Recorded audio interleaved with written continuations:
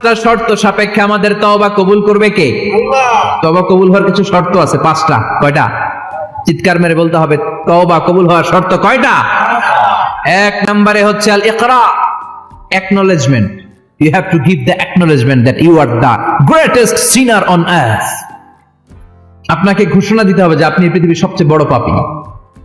1 নম্বর শর্ত, আপনি বলেন যে আল্লাহ, আমার চেয়ে বড় পাপী নাই, আকাশের নিচে জমিনের উপরে আমি সবচেয়ে বড় পাপী, এমন কোন পাপ নাই যেটা আমি করি নাই, ঠিক কিনা?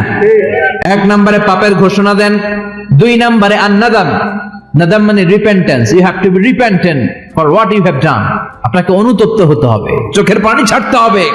আল্লাহ, আমি লজ্জিত, আল্লাহ আমি নাদান, আমি পিশাচ, আমারে মাফ করে দাও। তার মানে স্বীকার গেলেন কি অন্যায় করেছেন। 2 নম্বরে আপনি অনুতপ্ত হলেন। 3 নম্বরে স্টপ, যেই পাপ করতেছিলেন ওটা থামান। Stop what you have done, যেটা করতেছিলেন আগে থামান। আপনি সুদ খাইছেন, অনুশোচনা আসলো, মাফও চাইতেছেন, আবার সুদও খাইতেছেন, হবে? আপনি ঘুষ খেয়েছেন, তওবা শুরু করলেন, আবার ঘুষও খেয়ে যাচ্ছেন, হবে? থামেন, স্টপ। 3টা গেল। 4 number, to hate what you have done, ঘৃণা করতে হবে, যে পাপটা করেছেন মন থেকে ওই পাপটাকে ঘৃণা করতে হবে। 5 নাম্বার শর্ত হচ্ছে to determine that you never repeat this sin again in your life. আল্লাহর ওয়াদা দেন, কমিটমেন্ট দেন যে আল্লাহ, আমার জীবনে পারতপক্ষে এই পাপ জীবনেও করব না। চিৎকার করে বলেন ঠিক কিনা?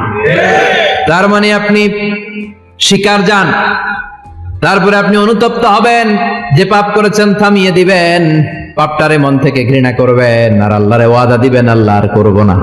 এই 5টা শর্তের আলোকে তওবা করলে জীবনের সব গুনাহ মাফ করে দিবে কে? এজন্য আল্লাহ বললেন, ইয়া আইয়ুহাল্লাযীনা আমানু তুবু ইলাল্লাহি তাওবাতান নাসুহা। তওবার মতো তওবা করো, সব গুনাহ মাফ করতে পারে কে? তওবা করবেন তো? রাজি আছেন? কবে করবেন? এই মুহূর্তে তওবা করলাম, এই মুহূর্তে আল্লাহর কাছে ক্ষমা চাই, আল্লাহ জীবনের সব গুনাহ মাফ করে দাও।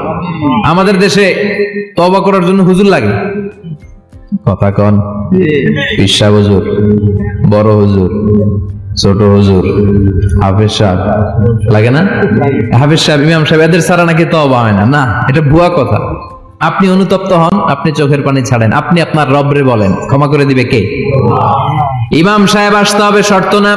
পীর সাহেব হুজুর এসে হুজুরের হাতে হাত রেখে তওবা পড়তে হবে, শর্ত না। আপনার রবরে ডেকে চোখের পানি ছেড়ে ক্ষমা চান, ক্ষমা করবে কে? আর প্রতিদিন শতবার পড়তে থাকবেন আস্তাগফিরুল্লাহ। আওয়াজ করে সবাই পড়েন আস্তাগফিরুল্লাহ, আর জোরে পড়েন আস্তাগফিরুল্লাহ। বিশ্বনবী বলেন, মান লাজিমাল ইস্তিগফার জাআলাল্লাহু লাহু মিন কুল্লি দিকিন মাখরাজা। সব সময় ইস্তেগফারের সাথে যে লেগে থাকবে, রব্বুল আলামিন তারে 5টা জিনিস দিবে। কয়টা? কথা কন, আরো জোরে সবাই বলেন, কয়টা? নাম্বার 1, জাআলাল্লাহু লাহু মিন কুল্লি দিকিন মাখরাজা। বিপদে পড়লে বিপদ থেকে উদ্ধার করবে কে? আমাদের তো কোনো বিপদ নাই না? আছে, আছে। কত বিপদ, হ্যাঁ?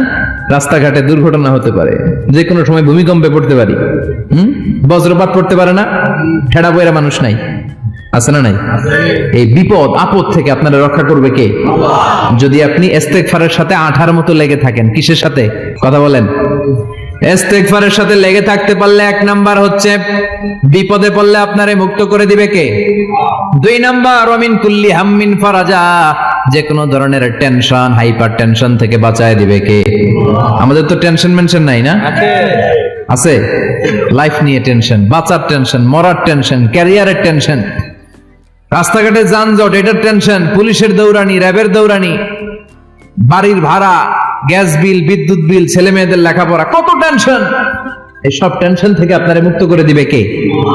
3 নম্বরে, ওয়ারযুকহু মিন হাইসু লা ইয়াহতাসিব। এমন জায়গা থেকে আল্লাহ আপনার রিজিকের ব্যবস্থা করবে আপনি কল্পনাই করতে পারবেন না। সুবহানাল্লাহ পড়েন।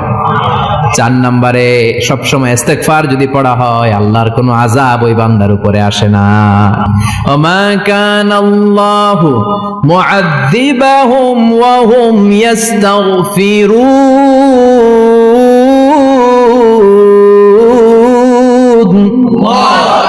যতক্ষণ আমার বান্দা আমার কাছে ইস্তেগফার পড়তে থাকে, আমার কোনো আযাব বান্দারে পাবে না। যতক্ষণ ইস্তেগফার পড়বেন, আল্লাহর কোনো আযাব আপনার উপর আসবে না। 4টা গেল। 5 নাম্বার, বারবার ইস্তেগফার পড়লে রফিক ভাই আল্লাহ আপনার মুস্তাজাবুদ দাওয়া বানিয়ে দিবে। দোয়া করা মাত্র কবুল করে নিবে কে? মুস্তাজাবুদ দাওয়া বুঝেন তো? মানে যিনি হাত তুলতে দেরি কবুল হতে দেরি হয় না। বারবার বারবার ইস্তেগফার পড়ে দেখেন যে আপনার দোয়া কেমনে কবুল হয়।